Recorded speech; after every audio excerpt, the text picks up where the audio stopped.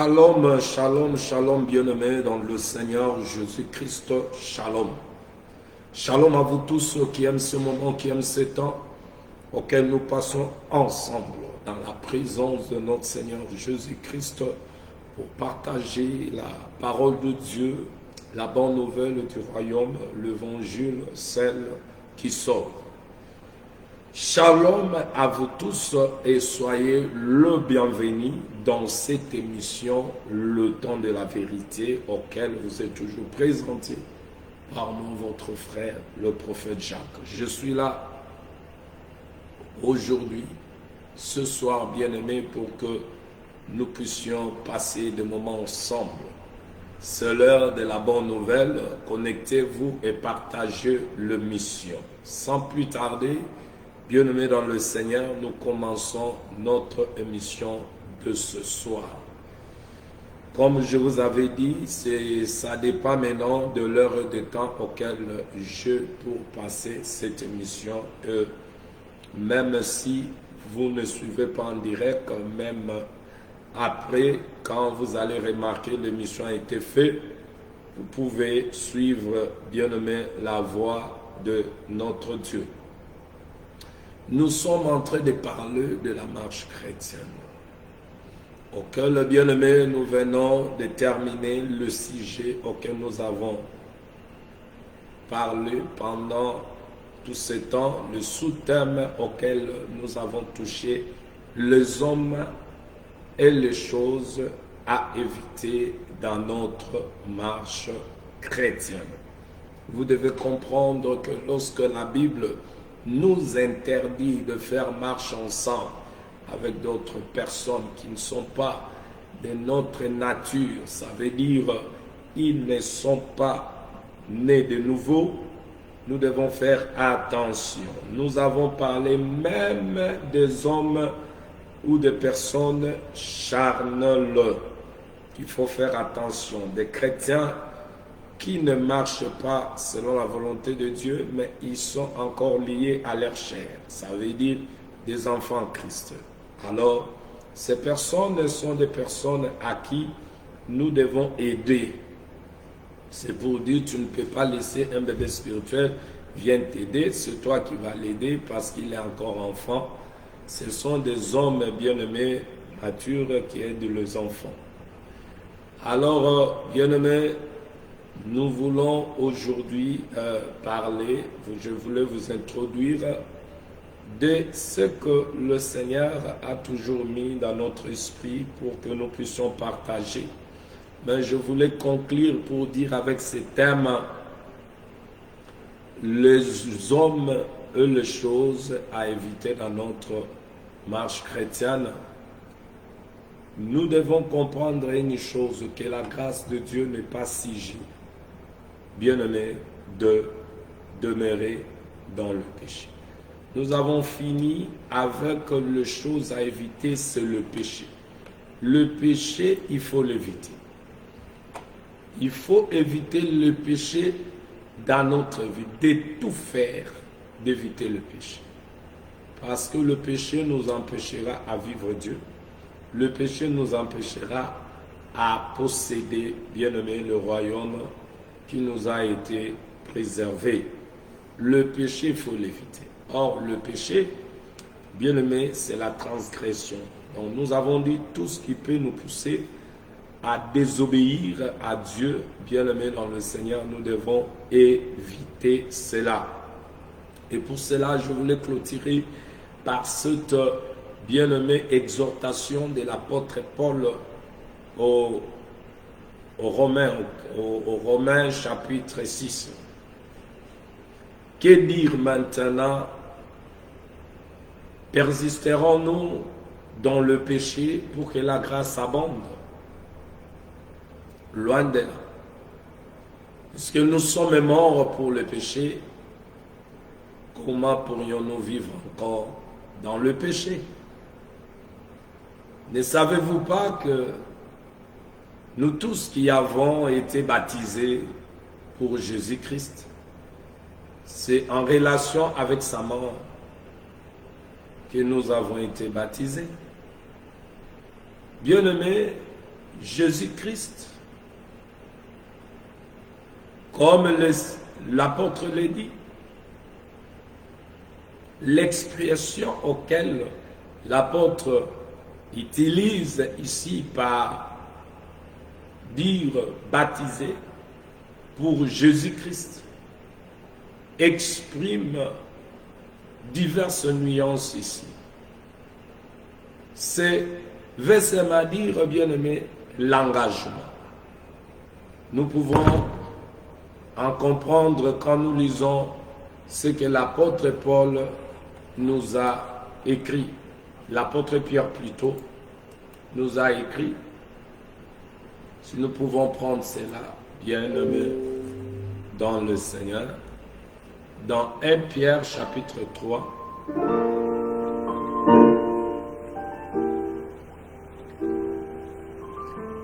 Pierre chapitre 3,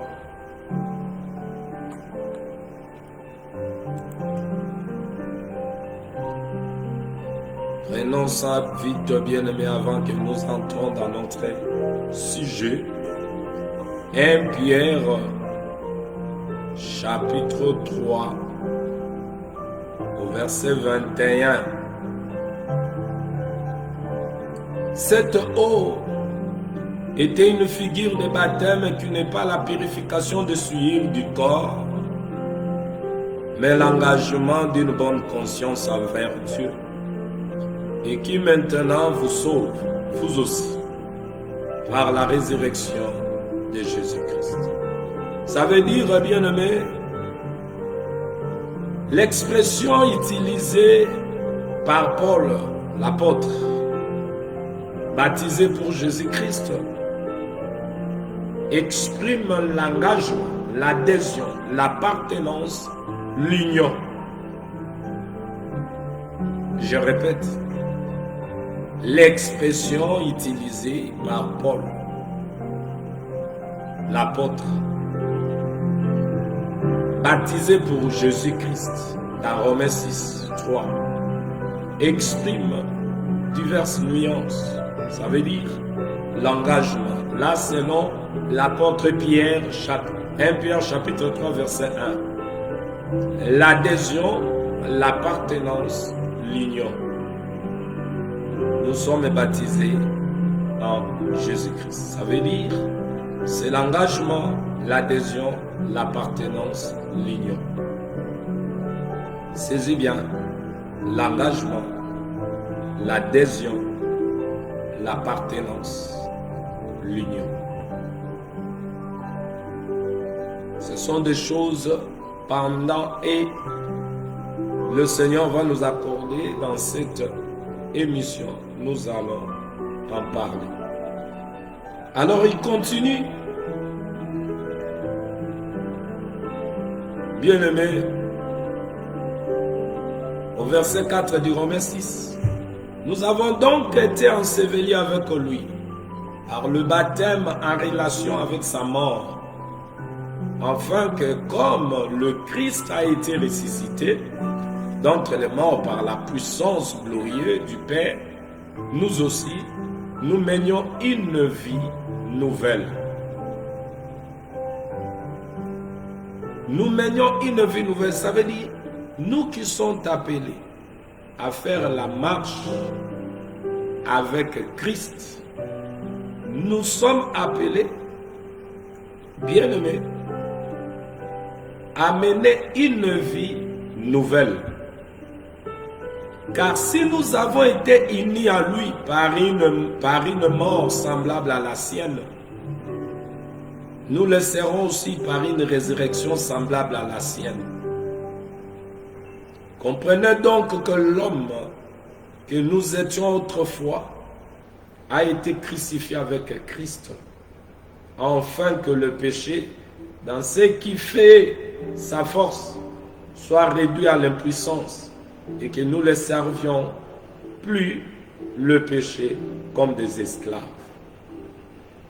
Bien-aimé, l'homme qu'on parle ici, c'est l'homme adamique, le premier homme, c'est qu'on était avant que nous devenions des chrétiens. C'est ce que je dis, que tu étais avant, que tu faisais qui n'était pas conforme à la parole, auquel tu dois abandonner parce qu'aujourd'hui tu es en Christ.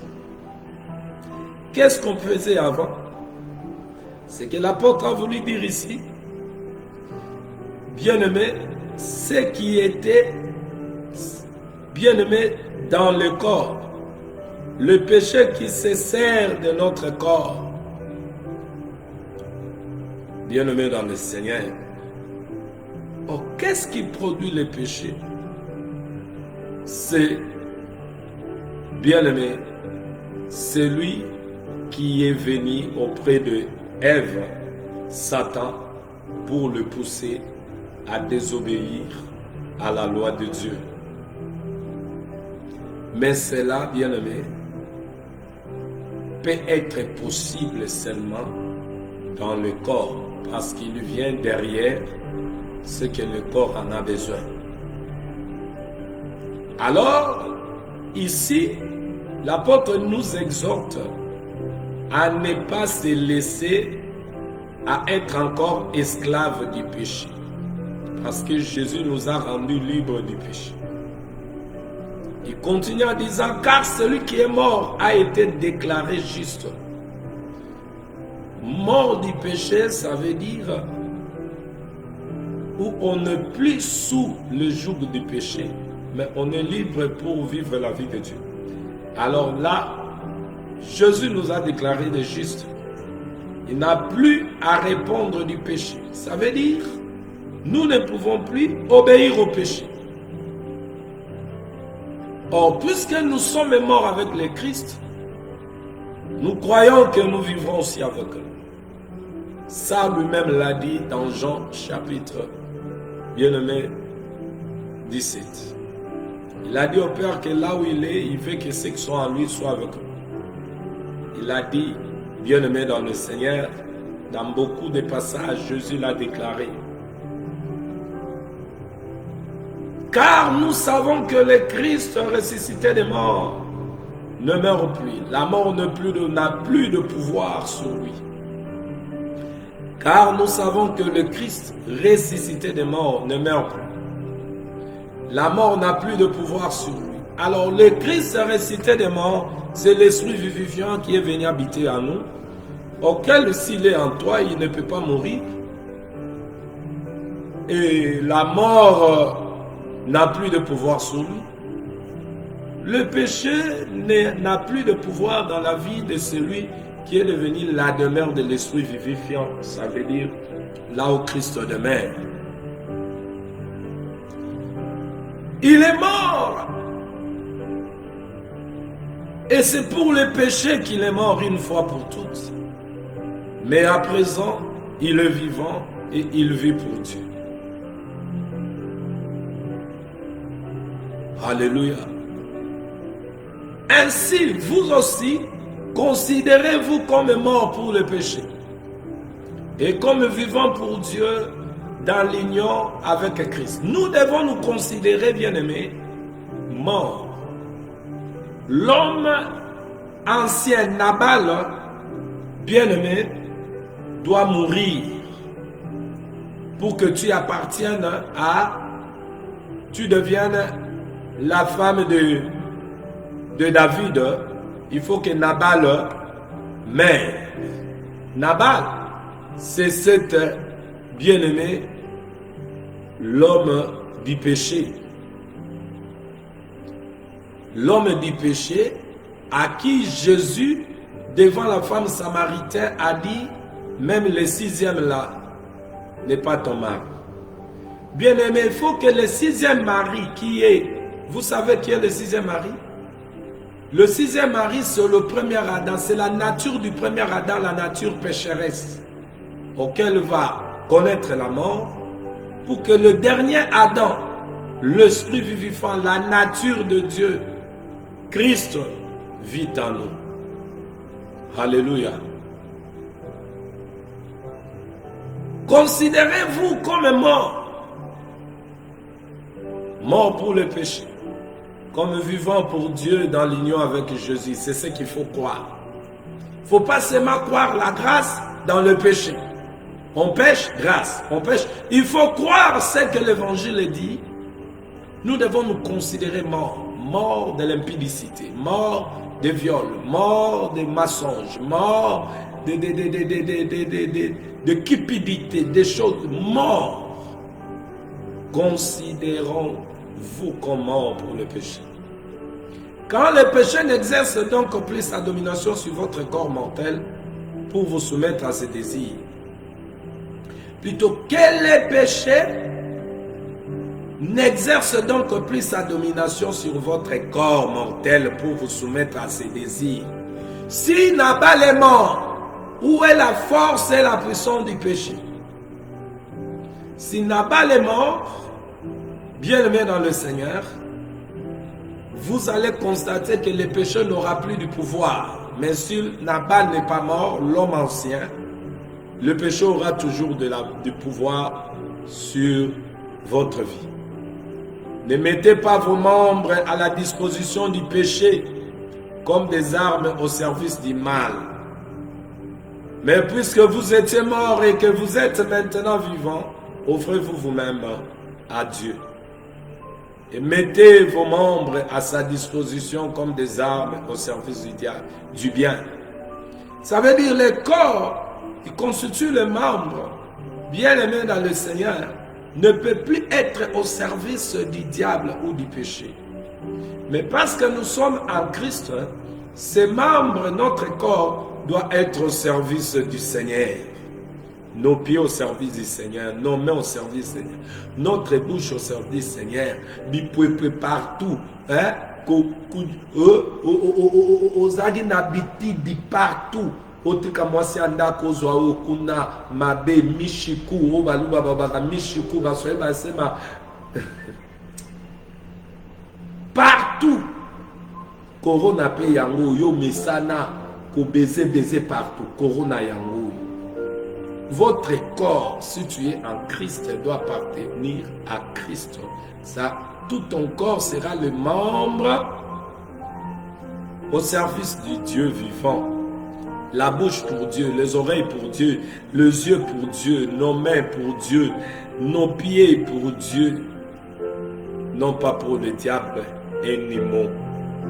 Car le péché ne sera plus votre maître puisque vous n'êtes plus sous le régime de la loi, mais sous celui de la grâce.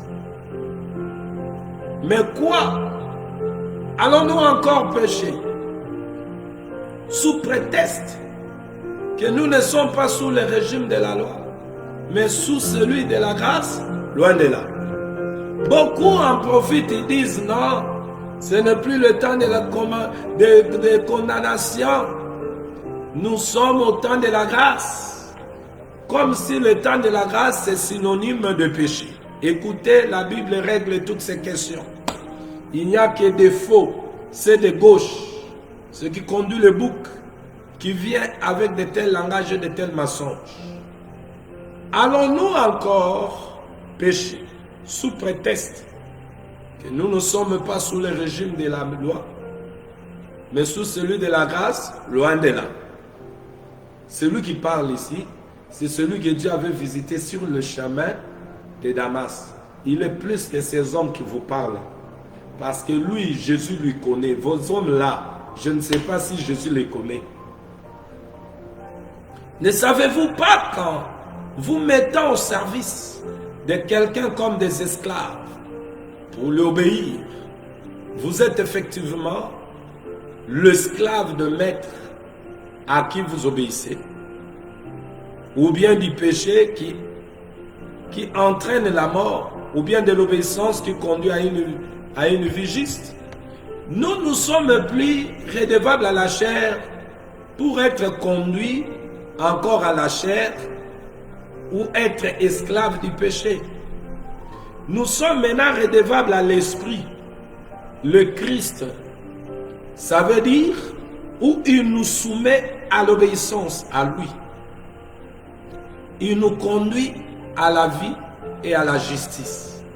Ça veut dire Christ, là où il demeure, il amène l'homme ou la femme à la vie de Dieu et à sa justice. Mais Dieu soit loué si autrefois vous étiez l'esclave du péché, vous avez maintenant obéi de tout cœur à l'enseignement fondamental auquel vous avez été soumis. Ici, l'apôtre Paul s'adresse aux chrétiens des Romains, auxquels, bien aimés, autrefois, ils étaient des pécheurs, puis ils ont reçu l'évangile bien-aimés dans le Seigneur, ils devaient adhérer dans cette vie du royaume, donner le modèle de ceux-là qui sont été rachetés par leur comportement, la vie et la pratique de la parole. Voilà pourquoi ici, dans Romains 6, 17, bien-aimés dans le Seigneur, où il dit, mais Dieu soit loué, si autrefois vous étiez les esclaves du péché, vous avez maintenant obéi de tout cœur à l'enseignement fondamental auquel vous avez été soumis. Ici, bien aimé, l'expression qui se rapporte sans doute à l'enseignement chrétien fondamental donné à tout nouveau croyant. C'est l'expression qui se rapporte sans doute à l'enseignement chrétien fondamental donné à tous les nouveaux croyants.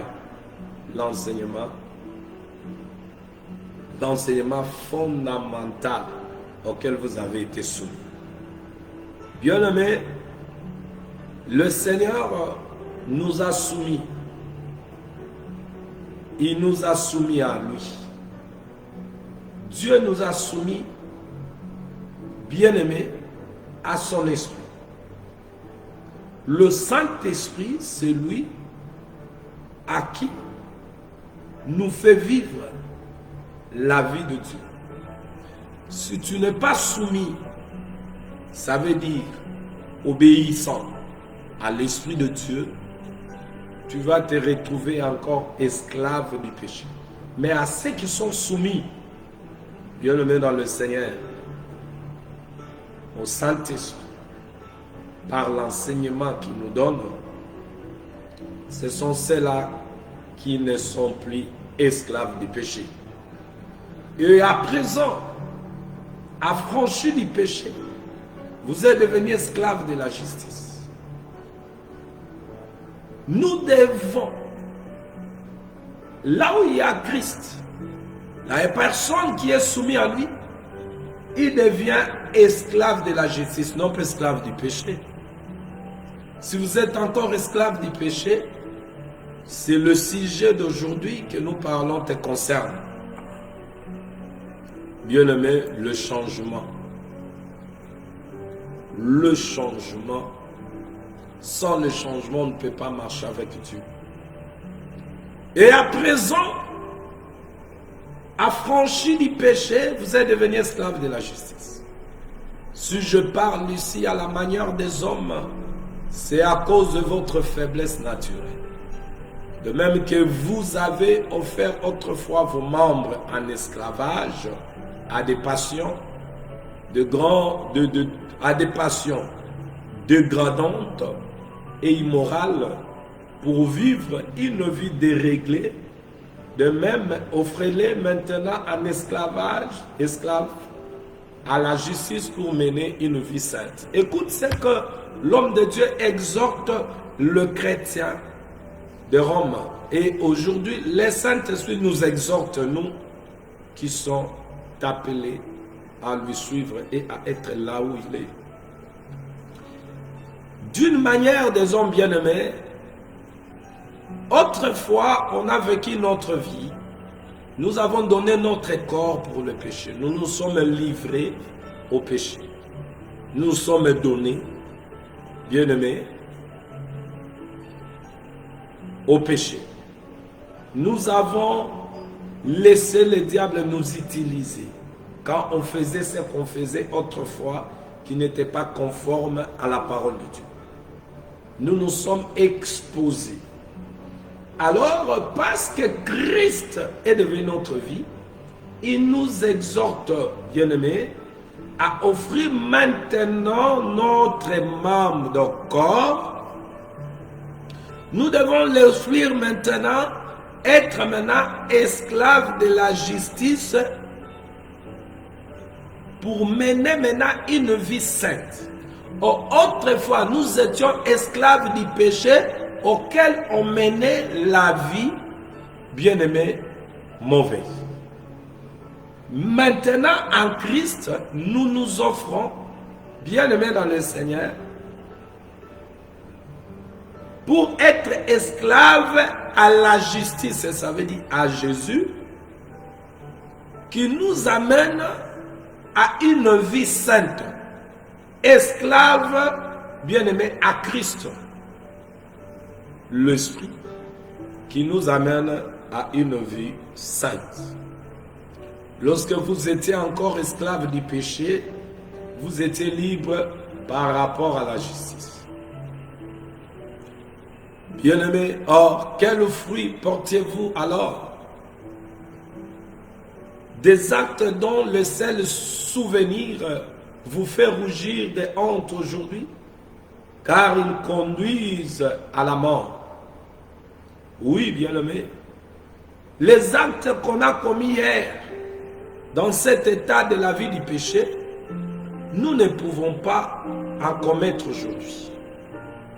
Pourquoi? Parce que Christ est devenu notre vie et nous sommes soumis à lui.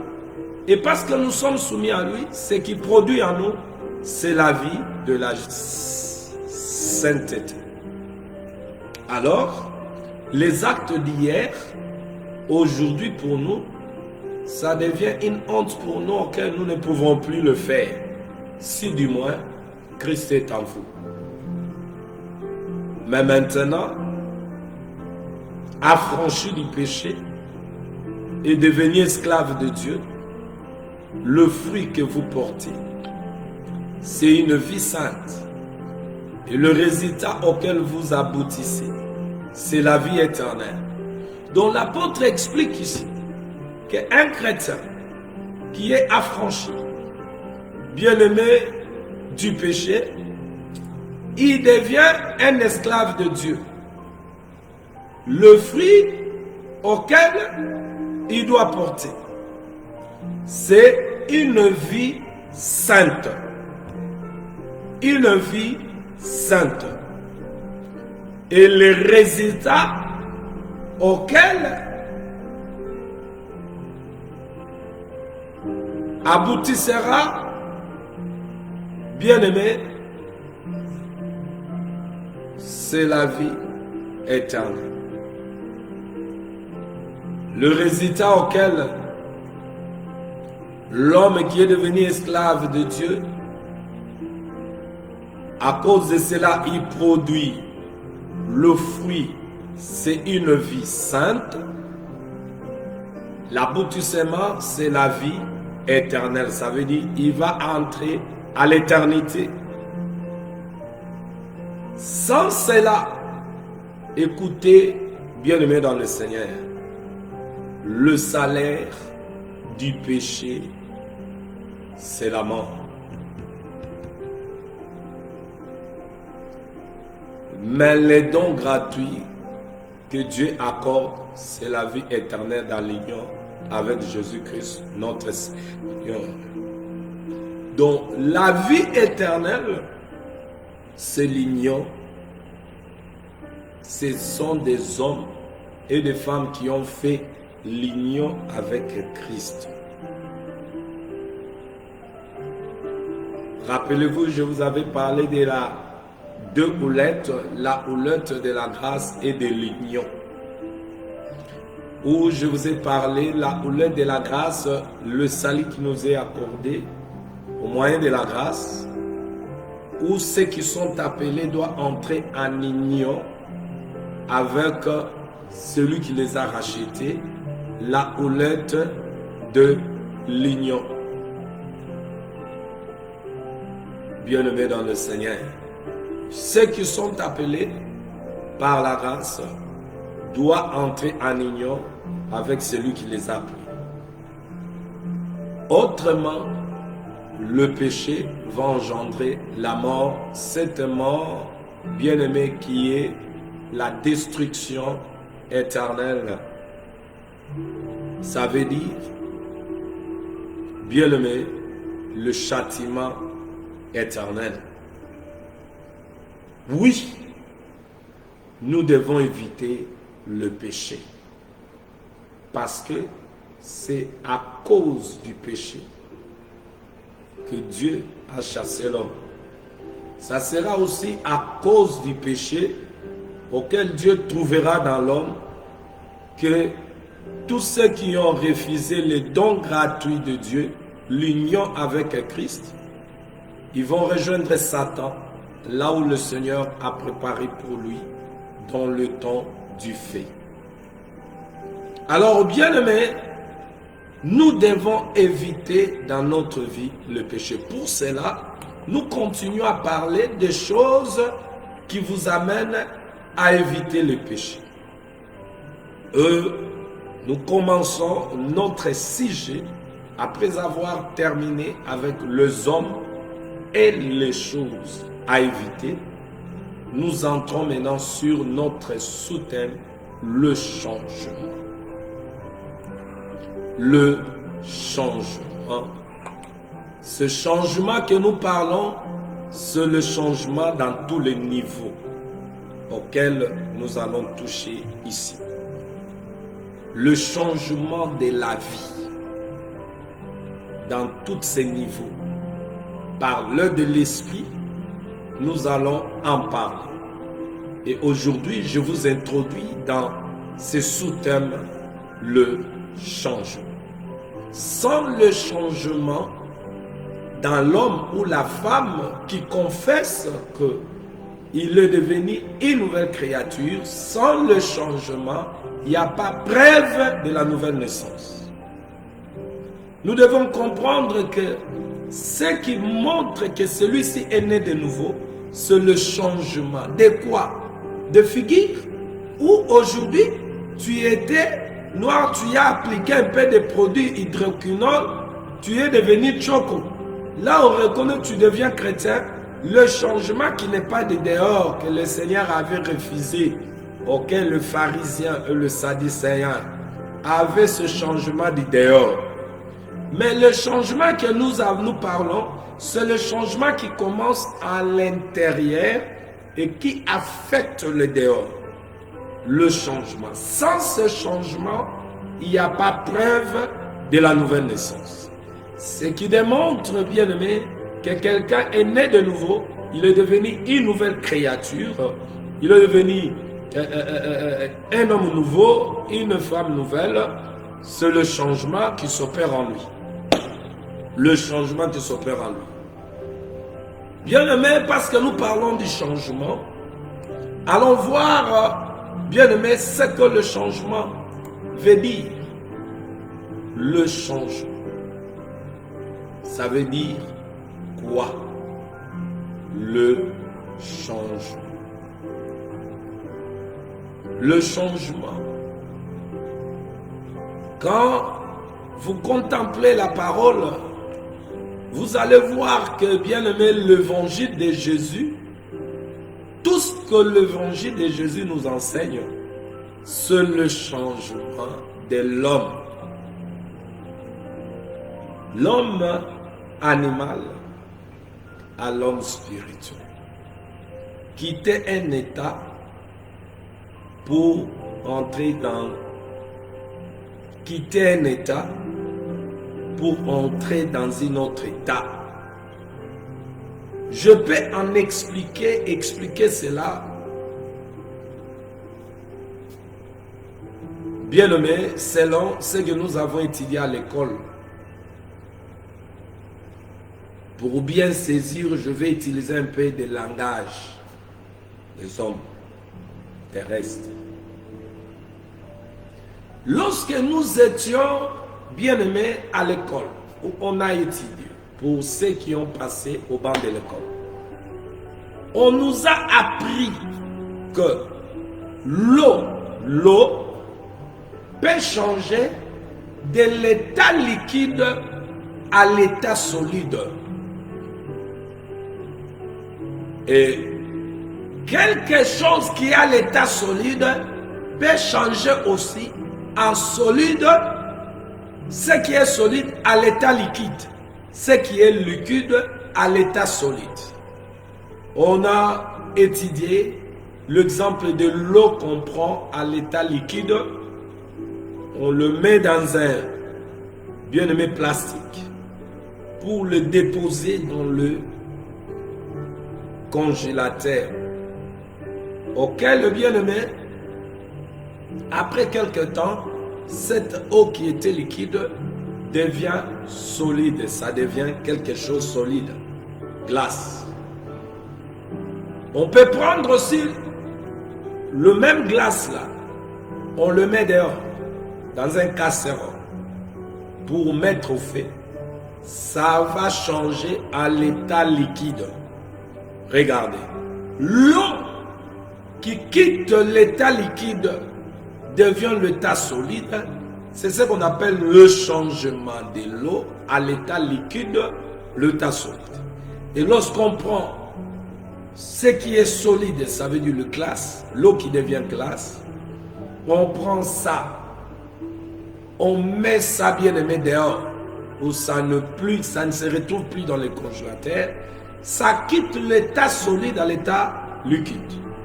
Lorsque nous entrons dans les minerais, vous prenez, bien aimé, le cuivre jaune à l'état solide. Lorsqu'on le fait passer au feu, ça devient liquide. Et ce qui est devenu, non. Oui, ça devient liquide.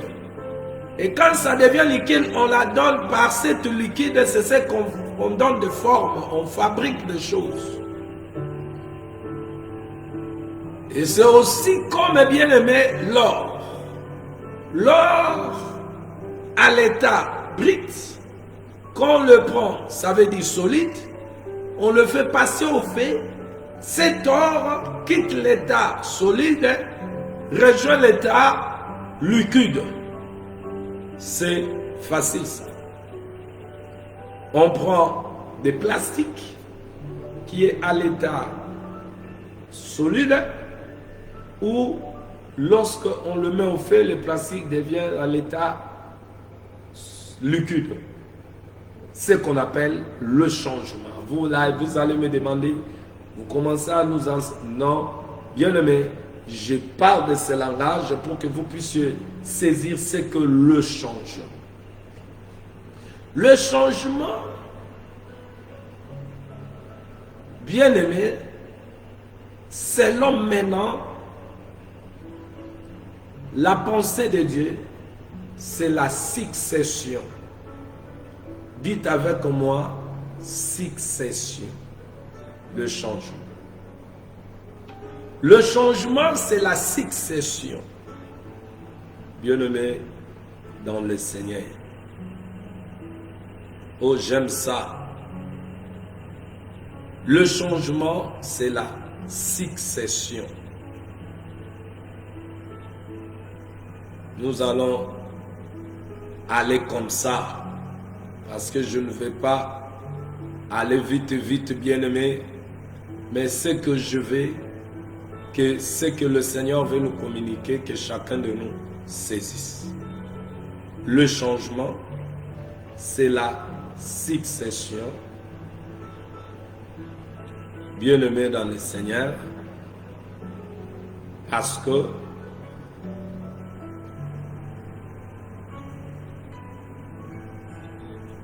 vous allez comprendre que notre Dieu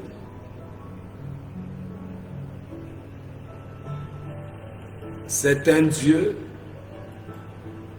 qui nous a appelés. Je vais d'abord prendre une écriture dans Job chapitre 10. Écoute comment Job est en train de parler. Bien-aimé, parce que nous ne prenons pas des définitions dans les dictionnaires. Job chapitre 10, au verset 17. Écoute ce que Job dit ici. Tu m'opposes de nouveaux témoins. Tu multiplies tes firets contre moi. Tu m'assailles d'une succession de calamités. Alléluia. Ça veut dire, la succession, c'est alternativement. C'est le remplacement. C'est ce qu'on appelle changement. Maintenant, Job dit, tu multiplies tes frères contre moi, tu m'as saisi d'une succession de calamités. Voyez-vous, bien-aimés dans le Seigneur, la succession, c'est le remplacement, c'est le changement auquel nous sommes en train de parler. Le changement, c'est la succession. C'est changer. Voyez-vous, c'est remplacer. C'est le remplacement. C'est le soulagement. Oui. Parce que lorsque Job, on a changé son état, lorsque le Rédempteur s'est levé, Job était soulagé. Le changement veut dire aussi le soulagement. Bien-aimé dans le Seigneur, est-ce que vous nous saisissez, bien-aimés? Vous allez comprendre que la parole de Dieu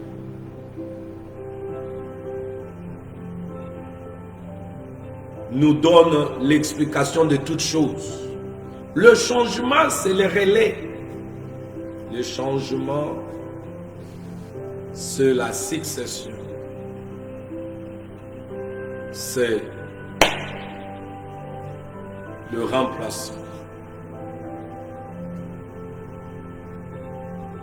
Bien-aimé, sans le changement,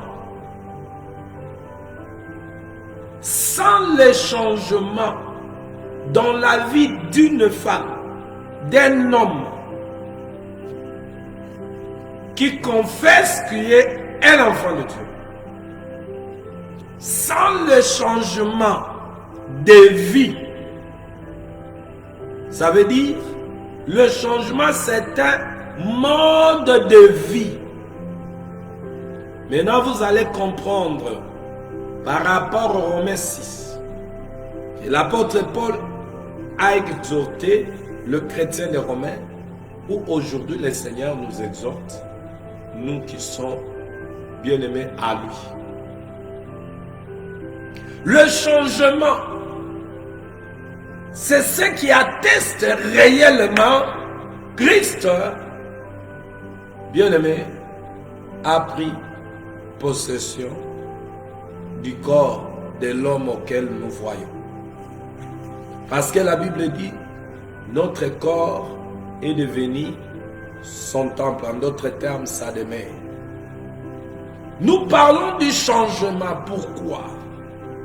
Parce que dans la marche chrétienne, bien aimé, les hommes ou des femmes qui n'ont pas connu le changement sont des hommes problématiques. Israël est sorti. Dieu les a fait sortir. Parmi eux, il y a eu, bien aimé, même les Égyptiens qui étaient avec eux. Mais comprenez une chose, au milieu de ces peuples, et ces peuples qui les accompagnaient, ils n'ont pas connu le changement du cœur. Le changement du cœur. Nous parlons de changement. Quand vous prenez Deutéronome 29, lisons bien aimé, Deutéronome 29, oh gloire à Dieu. Deutéronome, verset chapitre 29, au verset 4. Mais jusqu'à ce jour, l'Éternel ne vous a pas donné un cœur. Un cœur pourquoi? Pour comprendre, deux yeux pour voir, des oreilles pour entendre. Vous allez constater que celui bien-aimé qui n'a pas encore connu le changement n'a pas l'oreille spirituelle. Il n'a pas les yeux spirituels. Il n'a pas bien-aimé le cœur spirituel. En d'autres termes, il n'a pas Christ. Parce que lorsque les yeux spirituels, l'oreille, le cœur, c'est Christ, lorsqu'il vient, il entre pour utiliser, bien-aimé, nos cœurs. Parce que nous avons dit, tous les corps en Jésus doivent être maintenant le membre pour bien aimer la gloire de Christ, selon ce que l'apôtre a exhorté dans Romains 6. Maintenant, en lisant Deutéronome 29, vous allez comprendre que c'est Moïse qui parlait aux enfants d'Israël. Qu'est-ce qu'il leur disait? Moïse parlait aux enfants d'Israël en leur disant que malgré tous les miracles que vous avez vus, les oracles, tout, mais jusqu'à ce jour, l'Éternel ne vous a pas encore donné un cœur pour comprendre, des yeux pour voir, des oreilles pour entendre. Lorsqu'on reçoit le cœur, les yeux, les oreilles, on peut comprendre, on peut croire. Maintenant, le peuple d'Israël, vous allez comprendre que lorsqu'il n'y a pas eu le changement à ceux-là qui étaient avec eux, comme exemple, le fils du Corée, ils ont commis toutes les mal, révoltes. Bien-aimés dans le Seigneur, là où il n'y a pas le changement, il y a les révoltes. Il n'y a pas l'écoute, il n'y a pas l'obéissance. L'homme ou la femme qui n'a pas connu le changement, ça veut dire la nouvelle naissance, n'écoute pas, n'obéit pas, et bien aimé, il s'en fout. Alors nous parlons du changement que produit Christ dans l'homme naturel. Bien aimé, remarquez que dans la marche des enfants d'Israël, tout ce qui était problématique,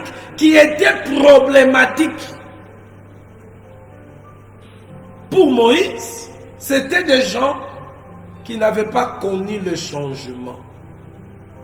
Vous savez, notre pays est en train de souffrir, disons l'Afrique, disons, bien aimé, l'Afrique. Le changement de mentalité, comme le défunt papa Étienne Moulumba le disait, changement de mentalité. Vous savez, manque bien aimé de changement de mentalité, c'est l'état d'aveuglement. C'est un peuple auquel le Dieu de ce siècle a aveuglé, où ils n'arrivent pas à voir, discerner ce qui est bien. Un peuple à l'état de l'aveuglement, c'est un peuple qui fait tout. Tout ce qu'il fait, il trouve que c'est ça et ce qu'il fallait faire. Bien-aimé dans le Seigneur. Vous voyez? Le changement des mentalités là, bien-aimé, vous allez comprendre que c'est ce qui fait que l'homme comprenne. L'homme voit les choses autrement. Il change sa manière de parler, de s'habiller, de tout faire. Alors lorsqu'il n'y a pas le changement de mentalité, ça veut dire l'homme est dans l'aveuglement. Parce que le mental, Lorsque le mental n'a pas la lumière, la connaissance vraie que l'homme va saisir pour qu'il voie les choses autrement, il est dans l'aveuglement. Et voilà pourquoi de la manière de Dieu, lorsqu'il parle aux pharisiens aveugles, ils appellent des aveugles, c'était par cet aveuglement mental qu'ils avaient. Le Messie était là, ils ne pouvaient pas discerner et voir, parce qu'ils n'avaient pas les yeux pour voir, ni les oreilles pour entendre. Alors, bien aimé, là où il n'y a pas le changement, il n'y a pas preuve de la nouvelle naissance. J'aime le changement. Et je le demande chaque jour dans mes prières. Seigneur, change-moi. Je veux être comme toi. Parler comme toi. Penser comme toi. J'aime le changement. J'aime ça. J'aime pas rester le Jacques que j'étais. Un Jacques méchant, bagarreur, provocateur. J'aime pas. J'aime le changement. Un véritable chrétienne aimera le changement de vie. Mais qu'est-ce que nous voyons aujourd'hui des chrétiens bien-aimés qui aiment le méli-mélo, le mélange. Regardez Moïse à la montagne. Le peuple en bas, influencé par ceux qui n'avaient pas, qui n'aimaient pas le changement. Ils ont adoré les veaux d'or. Et quand Moïse est descendu, ceux qui aimaient le changement étaient à la droite de Moïse. Et tous ceux qui étaient restés, qui n'aimaient pas le changement, devaient mourir. Je voulais vous dire, si vous vous dites que vous êtes chrétien, chrétienne, vous n'aimez pas le changement, vous allez mourir dans vos péchés. Vous allez me dire, lisons Jean chapitre 8. Pourquoi tu dis ça? Jean chapitre 8. Jésus est venu apporter le changement. Nous allons parler de cette manière. L'évangile de Jésus apporte le changement. Mais premièrement, moi j'accepte, je crois au changement. Parce que quand nous parlons ici, vous croyez que je crois au changement. Je dis à tout niveau. Mais je ne crois pas au changement des pharisiens. Ça veut dire le changement qui se fait voir seulement aux yeux, dehors. Mais à l'intérieur, pas le changement. Je ne crois pas à ce changement-là. Le pharisien, le sadducéen avait l'habitude du changement du dehors. Quand Jésus les rappelait des tombeaux blanchis, c'était par rapport au changement du dehors. Donc les gens, voir quelqu'un qui était sale, ça se voit, non? Par les yeux. Qui était sale, maintenant, l'homme est devenu propre. Vous voyez? Par dehors. Or, le changement de dehors n'est pas nécessairement Dieu qui fait ce travail. Vous allez comprendre, bien-aimés dans le Seigneur. Mais quand est-ce que vous allez comprendre que ce changement du dehors est venu de Dieu? C'est lorsque l'homme qui a reçu le changement du dehors, son intérieur aussi est changé. Alléluia.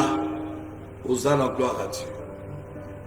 Bien, mais parce que beaucoup se trompent eux-mêmes. Mais tu ne peux pas tromper ta conscience. J'aime Dieu pour ça. Jean chapitre 8. Jésus de Nazareth, la lumière et le sauveur, il part. Oh bien-aimé, quand vous arrivez après la femme attrapée en flagrant délit d'adultère, 12, Jésus leur parla de nouveau et dit, je suis la lumière du monde. Jésus est venu comme la lumière du monde. Pourquoi? Parce que les hommes à qui le prophète Ésaïe a prophétisé, qui habitaient dans les ténèbres, bien-aimés, avaient besoin de la lumière qui est le changement. Il dit, je suis la lumière du monde. Et le changement pouvait être donné que lorsqu'on accepte ce que le Père a donné. C'est lui qui amène le changement de vie sur tous les plans. C'est Jésus. Pour ce qui concerne, bien-aimés dans le Seigneur, l'évangile du royaume des cieux. Mais laissez-moi vous dire, je m'explique parce que j'avais dit que tout changement d'idéal ne vient pas de Dieu. Vous allez comprendre cela et vous allez saisir. Jésus leur parla de nouveau, dit, je suis la lumière du monde. Celui qui me suit ne marche pas dans le ténèbre, mais il aura la lumière de la vie. Donc ici, Jésus montre que le changement de la vie, ça veut dire même de ce qui est dehors, peut être seulement possible si le changement se fait à l'intérieur. Je peux encore aller très loin, l'Esprit m'inspire des choses, bien aimé dans le Seigneur. Parce que moi, je reçois seulement les termes de la part de l'Esprit. Après prier, je l'expose, je me laisse conduire par l'Esprit. Lui-même, il va vous préparer la nourriture. Tu vois comment moi je travaille. Il prépare lui-même. Ici, l'Esprit me souffle de vous donner cet exemple de 10 lépreux qui étaient venus à Jésus. Les 10 lépreux qui étaient venus à Jésus, ils ont connu tous le changement du dehors. Quand ils sont partis, ils étaient de même. Mais quand ils sont partis, ils ont constaté la guérison qu'ils avaient reçue. Et parmi les 10, il y a un auquel il y a eu le changement même dans son intérieur. Ceux qui étaient venus chercher la guérison, le lépreux, c'était des gens habitués et écoutez bien. Ils étaient habitués dans leur vie sociale, leur manière de faire les choses. Ils étaient habitués à vivre, bien aimés, dans leurs coutumes. Voyez-vous? Mais ils sont sortis seulement pour chercher la guérison. C'est comme aujourd'hui, nous avons des types de ces chrétiens. Parce qu'il y en a toujours deux types. Selon, bien aimé, les hommes, quand j'avais touché l'homme à éviter. Nous avons les chrétiens spirituels et les chrétiens charnels. Alors regardez les deux types des hommes qui sont venus auprès de Dieu. D'autres, les 9 hébreux, 10 sont venus. Jésus a prié. Ils sont partis, ils ont constaté la guérison. Mais seulement une seule personne est retournée à Jésus pour lui donner gloire. Parce que dans cette personne, le changement extérieur lui a mené aussi à changer de l'intérieur. Ici, je voulais dire, le miracle amène l'homme qui a reçu le miracle à s'attacher à Dieu. Mais non pas que le miracle, l'homme s'attache au miracle. Non.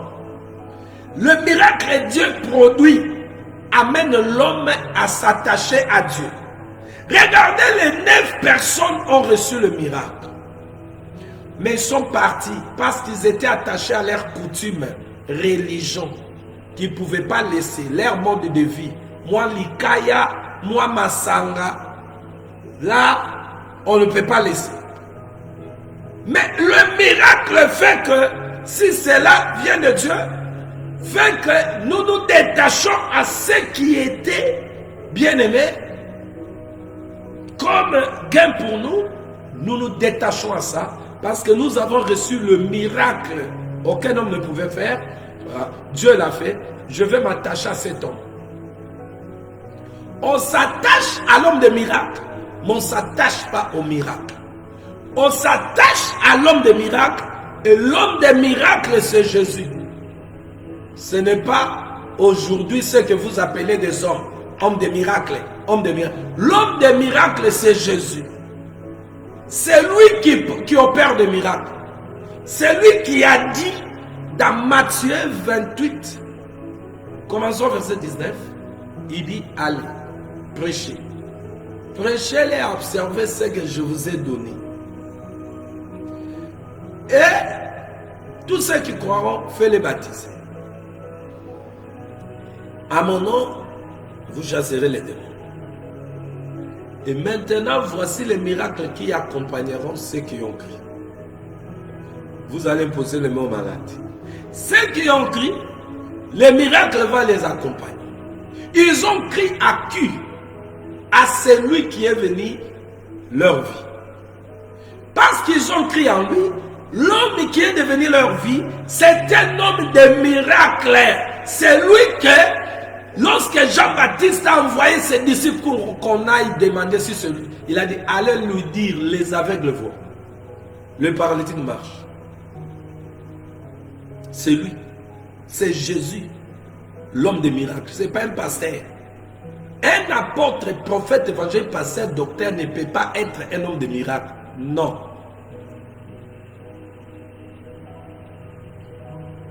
L'homme des miracles, je répète, c'est Jésus.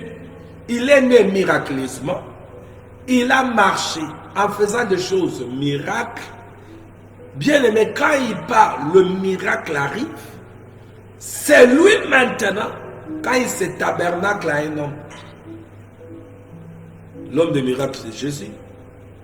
Mais aujourd'hui, nous avons des titres. Homme des miracles, homme des miracles. Voilà pourquoi. Je vis le papa Coutinho Fernando. Oh, on lui appelait l'homme des miracles. Je le vis à Nigeria. Il est parti faire une croisade, je ne sais pas si c'était croisade ou séminaire ou quoi. Ces vidéos, quand je regardais, j'ai rigolé. Il était en chemise blanche, si je ne me trompe pas, pantalon noir. Il priait pour un homme paralytique. Cet homme n'avait pas marché. L'homme des miracles a échoué. Oh, Jésus n'échoue jamais. Alléluia. Pourquoi porter des titres qui n'est pas à vous? L'homme des miracles, et c'est Jésus qui vit. Nous, nous sommes morts, mais nous vivons pour Christ. Ça veut dire que c'est Christ qui vit en nous, ce n'est pas nous qui vivons. L'apôtre Paul, Jésus s'est manifesté à travers lui, bien-aimé, miraculeusement, puissamment, mais il n'a jamais accepté les éloges. Les éloges, il n'a jamais accepté ça. N'accepte jamais ce que toi tu n'es pas. Laissez Jésus sa place, tu n'auras pas de problème. David avait refusé de porter les habits de Saoul. C'était trop lourd pour lui. Quand tu commences à accepter des éloges, c'est trop lourd. C'est les habits de l'homme, des rois, le Seigneur. C'est pas vous. Ça va vous peser, vous allez tomber. L'adversaire va vous faire bien aimer. David avait refusé qu'il porte ces choses. Qui fera que Goliath prenne l'avantage. Bien aimé, Jésus continue à dire, écoute ce qu'il dit. Si tu n'écoutes pas, il dit au pharisien. Le pharisien lui dit, tu rends témoignage de toi-même. Jean 8, verset 13. Ton témoignage n'est pas vrai. Jésus lui a répondu, quoique je rende témoignage de moi-même, mon témoignage est vrai, car je sais d'où je suis venu, où je vais. Mais vous ne savez d'où je viens, ni où je vais. Vous jugez selon la chair, mais moi je ne juge personne. Et si je juge, mon jugement est vrai, car je ne suis pas seul, mais le Père qui m'a envoyé est avec moi. Il est écrit dans votre loi que le témoignage des hommes est vrai. Alors je saute. Jésus leur dit ces choses. Ces gens ici ne croient pas. Vous savez pourquoi? Parce qu'ils n'étaient pas appelés à être changés par cet évangile. Jésus dit ces paroles enseignant dans le temple au lieu où étaient les trésors. Et personne ne les saisissait parce que son heure n'était pas encore venue. Jésus leur dit encore, 21, « Je m'en vais et vous me cherchez, et vous mourrez dans votre péché. Vous ne pouvez venir où je vais. » Vous voyez? Lorsqu'il n'y a pas le changement, bien aimé, vous mourrez. Vous allez mourir. Alors je vais vous introduire à aimer le changement. Et nous allons parler de ça. Et cet évangile que nous prêchons, c'est l'évangile qui amène le changement dans l'homme. Bien aimé, si on vous prêche un évangile qui amène le changement que par dehors, le changement du dehors, le diable aussi change le dehors. Le diable aussi change le dehors. Il change le dehors et le dedans. Parce que le dedans, bien aimé, il aveugle. 2 Corinthiens chapitre 4, verset 4. Le Dieu de ce siècle aveugle l'intelligence des gens. Quand il aveugle ton intelligence, il change ton intérieur. Et quand ton intérieur change, tu reçois le fétiche chez lui. Et le fétiche, celui qui reçoit le fétiche, s'il n'avait pas les chaussures, on va lui voir, avec ce fétiche-là, il peut s'acheter des chaussures, des voitures, ainsi de suite, toutes ces choses. Voyez? Bien aimé. Le diable, pour qu'il change ton dehors, si vous ne savez pas, homme, femme, écoutez la voix d'Élohim, votre Dieu. Satan lui-même, si tu ne crois pas en lui, il ne va rien faire à toi, peut-être peut te tuer. Jésus dit ici aux pharisiens, si vous ne croyez pas ce que je vous dis, vous mourrez dans vos péchés. Ça veut dire en d'autres termes, le diable vous tuera. Parce que vous allez rester en dehors de la protection. Le diable va vous mettre à mort. Le diable lui-même aime que les gens croient en lui. Oyebi si so sel ngo ndimela ngo te et ça l'appelle logote. Botu na bato akis. Bandimela kakisi na bango même Satan pour changer libanda na yo, il faut ndimela ye. C'est il faut changer katino. Bon bolingela nzambe ayala changer libanda na yo, katino changer te.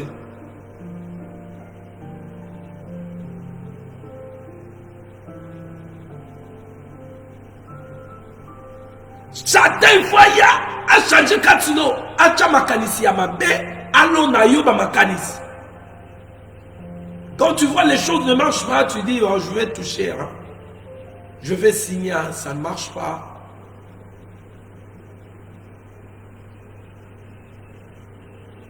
Bien-aimé dans le Seigneur, le changement doit commencer de l'intérieur. Le changement commence de l'intérieur à l'extérieur. Le changement qui commence à l'extérieur n'a pas de fondement en Dieu de nous. En Dieu, le changement commence à l'intérieur. Et vous devez aimer ce changement qui commence à l'intérieur jusqu'à l'extérieur.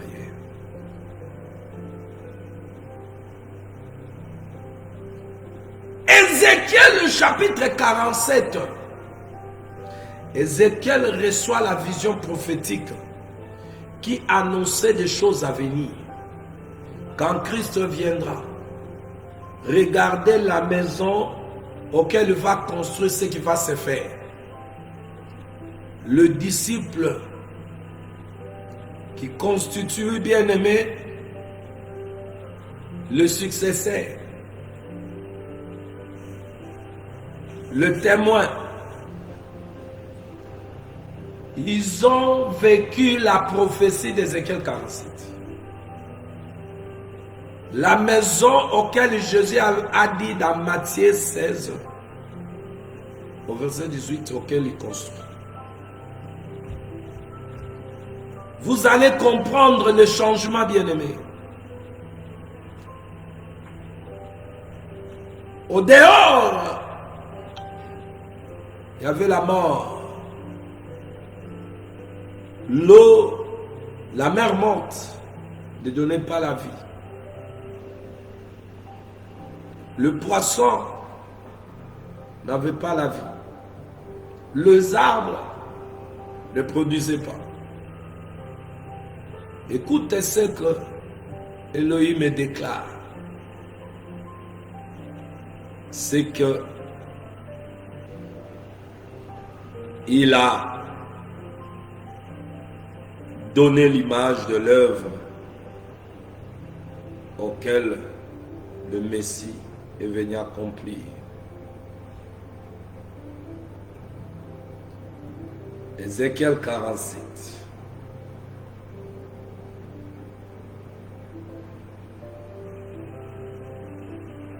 Lorsque l'eau, cette eau est devenue un torrent, l'eau était devenue profonde qu'il fallait nager. C'est un torrent qu'on ne pouvait traverser. Alors il me dit, as-tu vu, fils de l'homme? Il me ramènera, ramenant au bord du torrent, au bord. Quand il me ramenait, voici, il y avait sur le bord du torrent beaucoup des arbres de chaque côté. Il me dit, cette eau coulera vers la district orientale, descendra dans la plaine, entrera dans la mer. Lorsque ce sera jeté dans la mer, les eaux de la mer deviendront saines. Tout être vivant qui s'aimait vivra partout où le torrent coulera.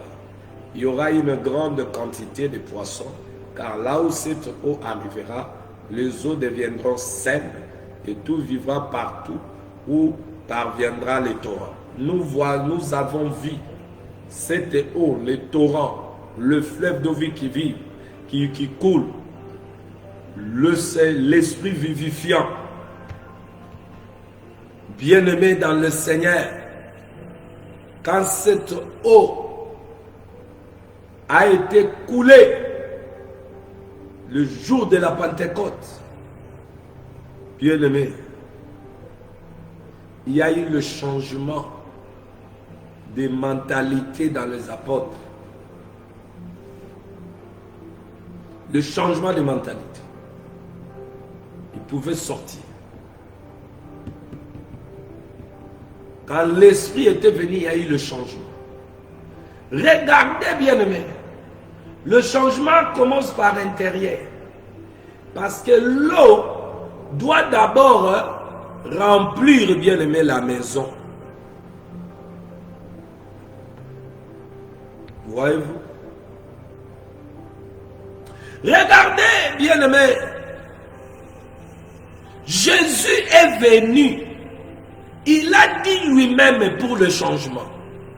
Il est venu changer l'homme. Il a dit, ceux qui ne voient pas doivent voir. Ceux qui voient doivent devenir aveugles. Regarde le changement que Jésus est venu accorder à l'homme. Donc, en d'autres termes, Jésus, le salut, veut dire seulement le changement de vie que Jésus vient accorder à l'homme.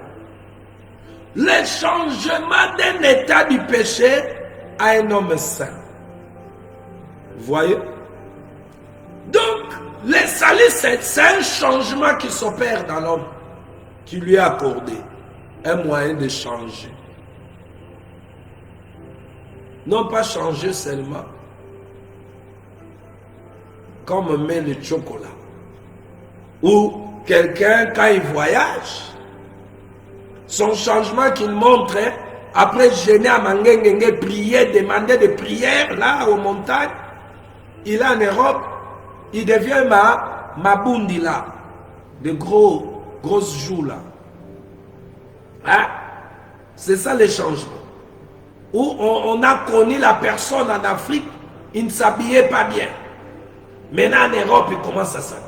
Et il y a beaucoup d'églises qui se sont limitées au changement d'extérieur. Un jour, j'étais au pays. Écoutez-moi, bien-aimés dans le Seigneur, je vais terminer par cette vision aujourd'hui, parce que nous allons continuer. Demain, si Dieu nous fait arriver. J'étais au pays, j'ai reçu, bien-aimé, un rêve. J'ai rêvé, j'étais sur un rond-point Victoire, pour ceux qui connaissent Kinshasa. Et sur rond-point Victoire, je vis un ami, j'étais, bien-aimé, sur rond-point Victoire, en train d'attendre le transport. Et je vis un Mercedes-Benz qui vient, s'arrête au devant de moi. Je vois celui qui conduisait. Moi, j'étais comme de ce côté ici. Et la Mercedes s'est arrêtée de l'autre côté. J'ai vu la personne qui conduisait. Je dis, oh, mais c'est un ami que je connais. Je l'ai appelé. Je me suis approché de la Mercedes. Et l'ami, je lui ai salué. Il m'a dit, entre. Je suis entré derrière. Il a démarré la voiture. Il était avec son patron, habillé en costume bleu de nuit, avec montre, gourmette, tout ça là.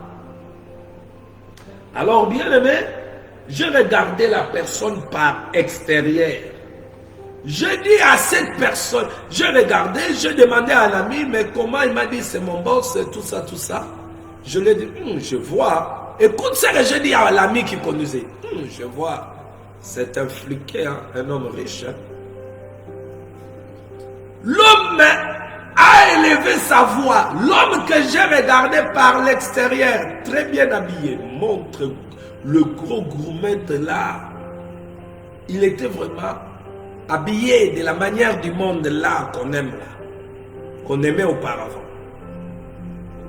Bien aimé, l'homme, lorsque je dis c'est un riche, il me dira non, c'est toi qui es riche. Oh, vous savez que j'ai refusé ça. Je n'ai pas refusé ça, mais écoutez ce que je lui ai dit. C'est pas refuser, non. Quand il m'a dit non, c'est toi qui es riche. Écoute-moi. Dans la vision, écoute ce que je lui ai dit. Je lui ai dit non. J'ai dit ça parce que je t'ai vu de la manière dont tu es habillé. Ça montre que tu es riche. Il m'a répété 3 fois. Non, c'est toi qui es riche. Je t'ai dit que tu es riche. Ah, bien aimé, moi, j'ai regardé cet homme par extérieur, la manière où il s'est habillé, où il était dans la voiture et la Mercedes était jolie. Je lui dis que ton boss, je dis à mon ami, ah, je vois, c'est un boss, hein. Il est riche, hein. Il me dit, les riches que moi je vois riches, me dit, non, c'est toi qui es riche, 3 fois. Il m'a dit, tu es riche, ton Dieu m'a envoyé, écoute ce que cet homme me dit. Ton Dieu m'a envoyé, ce qui te fait riche, ton Dieu m'a envoyé de venir te donner ça. C'était une enveloppe plutôt, bien aimée, auquel on a mis chèque en blanc en l'intérieur. Il me dit, prends ces chèques, À l'intérieur, il y a un chèque en blanc. Tu mettras tout le montant que tu veux dans ta vie. Tous les montants que tu as besoin. Et dans ta vie, tu ne seras jamais pauvre. Tu es riche comme tu te vois là. Il m'a donné un chèque en blanc. Et j'ai reçu l'enveloppe blanche. Il me dit, je t'ai envoyé seulement pour te donner ça. J'ai terminé mon travail. On me fait descendre maintenant de la Mercedes avec un chèque en blanc dans l'enveloppe. Je descends, j'avais un chèque en blanc. Maintenant, le monsieur tourne la voiture. Regardez, bien-aimés dans le Seigneur. Je vous parle de cette vision qui est prophétique. Puissante vision. Dieu me montre et me dit, regarde au devant de toi. Après avoir on m'a fait descendre la Mercedes, je regarde devant moi, je vois une femme. Une femme qui avait beaucoup d'esclaves. La femme avait beaucoup des hommes esclaves. Vous voyez comment l'esclavagisme auquel nous avons connu ici en Afrique, où nos pères, nos grands-pères, grands-mères, grands-pères, on a lié des chaînes. J'ai vu des personnes comme ça. Mais c'était une femme qui avait des esclaves comme ça. Et cette femme se faisait Dieu et il voulait que son peuple, les esclaves, lui connaissent qui est Dieu. Et il dit aux esclaves, regarde ce qu'il faisait maintenant. Quand Dieu m'a dit regardez, je regardais. La femme maintenant, elle veut me faire voir qu'elle est Dieu. Elle fait la main comme ça. Pouf! Elle fait disparaître une partie des esclaves qui étaient de ce côté.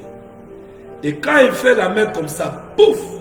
Elle fait apparaître les esclaves qui ont disparu de ce côté. J'ai regardé. Maintenant la femme me dit, et la femme s'approchait de moi. Maintenant, le Seigneur me parla. Il me dit, Jacques. Or, Jacques qui m'a appelé là 3 fois. C'est la voix qui m'avait appelé lorsque j'étais sur l'avenue des ambassadeurs à Venise, où j'étais avec l'ami Québec Cardozo, Bin Badjoko et les autres en train de boire sur les ambassadeurs. La voix qui m'avait appelé, bouleversé ma vie, qui m'a mené à changer depuis 96 jusqu'à aujourd'hui. C'est cette voix que j'avais écoutée à venir des ambassadeurs. Celui qui m'a appelé 3 fois là, c'est celui qui m'appelait encore dans cette vision. Il m'a dit, Jacques, que cette femme ne te touche pas. Je pose la question à mon Seigneur. Qu'est-ce que je fais avec l'enveloppe que j'ai entre mes mains? Je lui pose cette question. Il ne m'a pas donné la réponse de l'enveloppe. Il m'a seulement dit, Jacques, que cette femme ne te touche pas. 3e fois, bien aimé, la femme, quand moi je pose la question pour l'enveloppe, le Seigneur me donne le message que la femme ne me touche pas. Je lui pose la question de l'enveloppe, la femme avance vers moi. Et la 3e fois, j'avais l'enveloppe entre mes mains, où j'ai demandé, Seigneur, mais qu'est-ce que je veux faire avec l'enveloppe? Il m'a dit que la femme ne te touche pas, elle était déjà près de moi. Bien aimé, j'ai lâché l'enveloppe. Oh, non, de Jésus, rien de moi. Je me suis réveillé. Bien aimé dans le Seigneur. Et le Seigneur m'a parlé. Beaucoup de gens sont comme ça, dans cet état que tu as vu dans la vision. Premièrement, la femme qui a pris les gens comme des esclaves, c'est l'image de toutes ces synagogues de Satan. Cette femme, cette église, le faux serviteur, Bazumi Touloukou Yabat. Donc Dieu m'a fait voir Ça, c'est la vision de 1900. Si c'est, non, c'était, oui, 1999. Que Dieu nous a fait voir auparavant comment les fausses églises là, les faux pasteurs ont pris des gens en esclavagisme. Moi, j'ai vu ça dans la vision. C'est ce qui m'a fait. Je ne pouvais pas fréquenter les papas Soni là, les papas Kankenza là, les papas Mutombo là. Je ne pouvais pas les fréquenter. Mais de notre génération, quand on a commencé les choses, les jeunes aimaient toujours aller auprès de ces vieux là parce qu'ils sont connus. Mais moi, je vous dis, par la vision, j'ai compris. Ne croyez pas que l'église catholique est seule. L'église catholique a ses enfants aussi. Des Kankenza, des papas Kankenza, des papas Mutombo, des papas Soni sont aussi bien aimés des fausses églises qui ont pris des gens en otage comme en chaîne que j'avais vu en vision. Parce que la femme représente une église qui a des multitudes de personnes, mais des personnes qui sont à l'intérieur sont comme des esclaves enchaînés. Ah, bien aimé, quand nous parlons, vous croyez que nous parlons comme tous les hommes là qui parlent? Nous parlons par l'Esprit de Dieu. Je suis responsable de ce que je dis. Parce que Jacques dit, nous serons jugés par ce que nous disons. Et si nous parlons, c'est poussé par l'Esprit que nous parlons. Ces choses, Dieu m'a fait voir. Et Dieu m'avait dit d'ailleurs, si tu veux rejoindre ces gens-là, quitte-moi alors, rejoins ces gens. Voyez? Et regardez cette femme comme elle disait qu'elle ne peut pas te toucher. Moi, j'étais distrait avec l'enveloppe. Qu'est-ce que je fais avec l'enveloppe? Qu'est-ce que je... Mes pensées sont pas... C'est comme ça les chrétiens qui aiment la richesse. Où toutes leurs pensées sont... Ils se disent chrétiens pour le changement d'idéal. Un chèque en blanc, mets tout le montant que tu veux. Alors ça veut dire dans ta vie, tu ne seras plus pauvre. Maintenant là, il y a une femme qui vient. Dieu me dit qu'elle ne te touche pas. Moi je demande qu'est-ce que je fais avec l'enveloppe. Qu'est-ce que je fais avec l'enveloppe? Occupé de l'enveloppe, mais une femme qui vient. C'est ce qui se passe dans la vie de beaucoup de gens. C'est 10 chrétiens. Il aime le changement d'idéal avec enveloppe. C'est le Seigneur qui avait envoyé cet homme de venir me donner l'enveloppe. Où je tiens l'enveloppe. J'étais avec l'enveloppe, avec un chèque en blanc là, en train de demander au Seigneur, qu'est-ce que je fais avec? Et la femme avance, que cette femme ne te touche pas. La troisième fois, le Seigneur a dit, j'ai lâché l'enveloppe. J'ai crié, au nom de Jésus-Christ, arrière de moi. Vous voulez seulement que ça soit comme ça, l'approche de cette femme, avant de prendre déjà des décisions, avant que la femme s'approche déjà de loin. Elle devait s'arriver là, s'approcher. La séduction pure et simple de ces églises. Cette séduction qui était tout près de moi, c'est ce que le Seigneur a dit. Ces hommes, quand ils sortiront, Jésus a dit dans Matthieu, si cela sera possible, même que Zélie soit séduit, mais cela ne sera pas possible. C'est là où je vous dis, cela ne sera pas possible, parce que dans ma vision et dans la parole, cela n'est pas impossible. Parce que ce qui est impossible pour les hommes, cela est impossible à Dieu. Ce qui est possible à Dieu, cela est impossible à Satan. C'est possible à Dieu de garder ceux qui sont à lui, de ne pas le perdre. C'est brebis qui prend soin d'eux. Mais c'est impossible à Satan d'arracher les brebis qui sont entre les mains du Seigneur. Parce que David n'a pas laissé, Dieu ne laissera pas que son brebis soit arraché. Si cela est possible, que même les élus soient séduits, mais cela n'est pas possible. Si cela est possible, mais ça ne sera pas possible. La séduction, la femme séducteur est là, avec ses miracles qui me montraient. Elle met la main comme ça, les esclaves disparaissent. Elle met comme ça, l'esclave disparaît. Et elle avance maintenant au devant de moi. Et le Seigneur dit, quand elle ne te touche pas 3 fois, c'est la 3e fois que je jetais l'enveloppe pour prendre l'autorité sur la femme. Arrière de moi, au nom de Jésus. Et je me suis réveillé. Vous voyez bien, cela n'est pas possible que les élus soient séduits. L'argent était là, l'enveloppe là, l'enveloppe avec le chèque en blanc.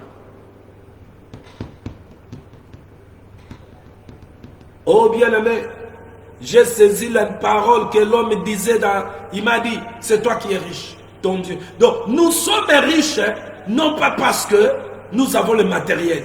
Écoutez ceux qui sont riches. Jacob est devenu vieux. Dans la faiblesse, bien-aimé, où il ne voyait plus, il appelle ses enfants pour les bénir. Quand il lève la voix, il parle à Joseph. Joseph était premier ministre en Égypte. Mais écoute ce qu'il dit à Joseph. Il lui dit que c'est l'œuvre de l'Éternel qui le bénira. L'œuvre de l'Éternel qui le bénira. Bien-aimé, l'œuvre de l'Éternel qui le bénira. Ça veut dire que Jacob n'était pas encore béni. Malgré les choses du monde là, n'était pas encore béni. Mais quand le père a ouvert la bouche parce qu'il était un prophète, il dit à Joseph, Jacob dit à Joseph, c'est l'œuvre de l'Éternel ton Dieu qui te bénira. Bien-aimé, est-ce que tu peux comprendre cela?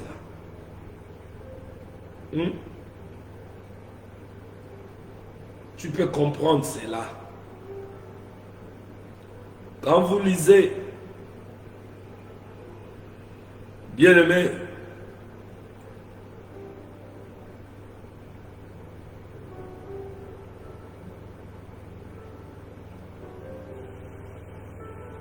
quand vous lisez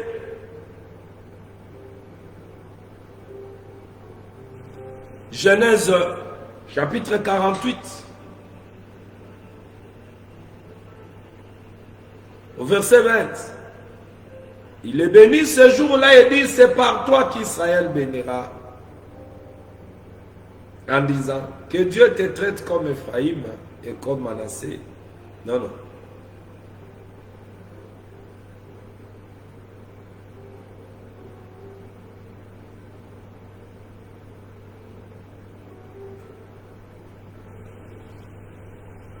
Allons-y, 49.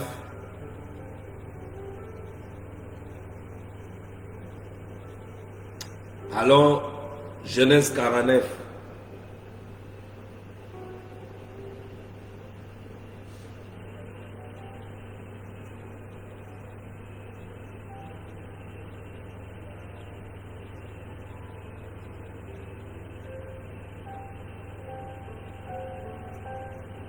Alléluia.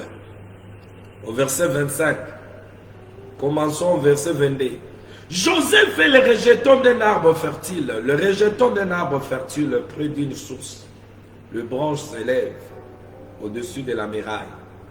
Ils l'ont provoqué. Ils ont lancé des traits. Les arches. Ils ont lancé des traits. Les archers l'ont poursuivi de leur haine. Mais son arc est demeuré ferme. Et ses mains ont été fortifiées par les mains du puissant de Jacob. Il est ainsi devenu le berger, le rocher d'Israël. C'est l'œuvre du Dieu de ton Père qui t'aidera. C'est l'œuvre du Tout-Puissant qui te bénira. Des bénédictions de cieux en haut, des bénédictions de haut en bas, des bénédictions de mamelles et des seins maternels. Jésus à qui, bien-aimé, la prophétie concernait quand il est venu. Il a compris que il était envoyé, le Fils de Dieu, pour faire l'œuvre du Père. Il était que dans l'œuvre du Père. Bien-aimé, lorsque le disciple a amené la nourriture dans Jean 4, ils sont partis chercher la nourriture. Il leur a dit, sa nourriture n'est pas de ce monde. Et quand ils n'ont pas compris, il leur a dit ouvertement, c'est faire la volonté de Dieu et son œuvre. La prophétie ici nous montre que la vraie bénédiction, c'est lorsqu'on sert Dieu. Lorsqu'on sert Dieu. La bénédiction, c'est lorsqu'on sert Dieu. Celui qui est devenu le bien-aimé, la demeure de Dieu et Dieu en lui et ses membres du corps et au service de Dieu. Il est béni. Même s'il n'a pas de maison, de tout ça, il est béni. Il dit, c'est l'œuvre du Dieu de ton Père qui t'aidera. C'est l'œuvre du Tout-Puissant qui te bénira. Bien-aimé dans le Seigneur, j'étais là, on me dit que je suis riche, mais je n'avais pas de maison, je n'avais pas acheté des... Mais la richesse là, c'est la divinité. Apocalypse 3, le Seigneur l'a dit. Le Seigneur l'a dit. Quand vous lisez avec moi Apocalypse chapitre 3, le Seigneur l'a dit. Bien-aimé dans le Seigneur. Écoute, il dit, tu te dis tu es riche. Il parle à celui qui a connu le changement du dehors. Il s'est dit qu'il est riche. Bien-aimé dans le Seigneur.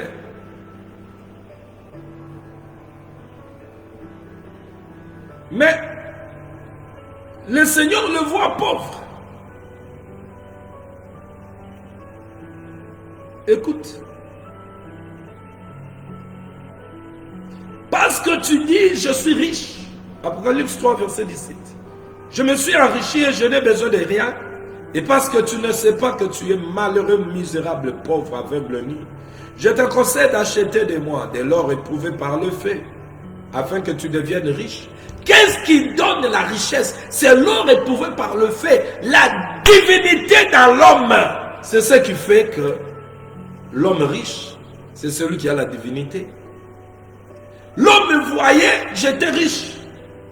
Moi, je le vois riche comme il est habillé. Je vis sa richesse par son habillement, comme Michael Jackson nous faisait voir. Veste de l'or, on a construit pour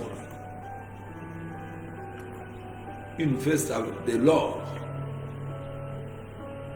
pour montrer sa richesse. Mais regardez, bien-aimés, je finis pour ça. Combien sont distraits? L'apôtre Paul enseignait et dit, beaucoup ont suivi l'argent, ils ont abandonné Dieu. Tu as vu avec les chèques en blanc, l'enveloppe. Que je fasse quoi, Seigneur, avec cette enveloppe? Que cette femme-là qui vient ne te touche pas. Que je fasse pas, que la femme ne te touche pas. Je demande à l'Éternel l'argent, qu'est-ce que je vais faire? Mais que la femme ne te touche pas. Et la femme s'approchait. Quand on vous dit les choses du monde, c'est lui, vous croyez que c'est de la blague. Je finis pour dire aujourd'hui, bien-aimé dans le Seigneur, le changement extérieur ne prouve pas que tu es un enfant de Dieu. Parce que tu as acheté une maison, parce que tu as acheté une voiture, parce que tu as acheté, cela ne prouve pas que tu es un enfant de Dieu. Ce qui prouve qu'on est enfant de Dieu, c'est le changement du cœur, de l'homme intérieur. Le changement de l'homme intérieur.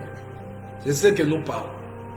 Et nous allons toucher même le changement de l'extérieur lorsque l'homme intérieure a changé. Vous, les pasteurs, apôtres, prophètes, évangélistes, pasteurs de gauche, vous là qui montrent que le changement vient parce que vous vous appelez délivrance.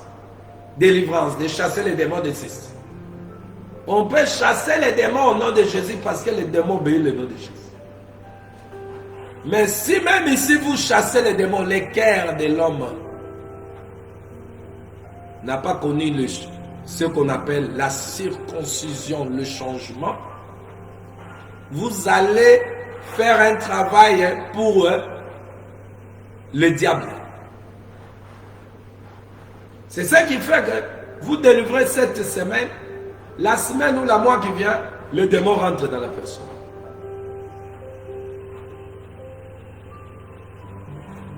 Et qui fait que l'état de la personne devient encore dangereux. C'est vous les faux pasteurs qui n'ont pas la connaissance de comprendre que l'évangile, Jésus est venu apporter le changement. D'abord, le changement de vie, mode de vie. Mode de la vie intérieure de l'homme. Vous avez oublié ça, mais vous n'avez pas oublié parce que vous n'êtes pas appelé. Ces choses sont données à ceux qui sont appelés de Dieu. Le changement auquel nous parlons, selon la parole de Dieu, c'est mode de vie qui doit changer. Notre mode de vie doit changer.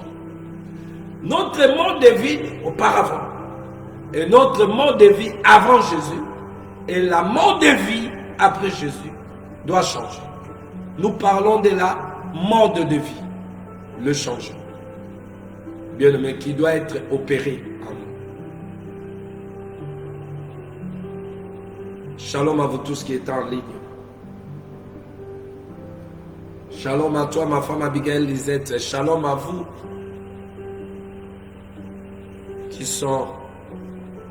qui aiment ce moment, qui aiment ce temps. Que la paix et la joie du Seigneur, vous qui allez suivre cette émission après, vous que le Seigneur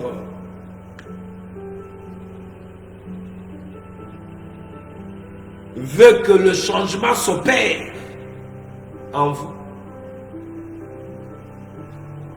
Vous que le Seigneur appelez au changement. Car les chrétiens, en d'autres termes, sont appelés au changement. De mode de vie. Que Dieu vous comble de sa paix, de sa joie. Vous qui ont suivi cette émission et ceux qui vont suivre après. Ce que Dieu veut de nous, ce que Dieu veut de vous, c'est le changement dans votre mode de vie.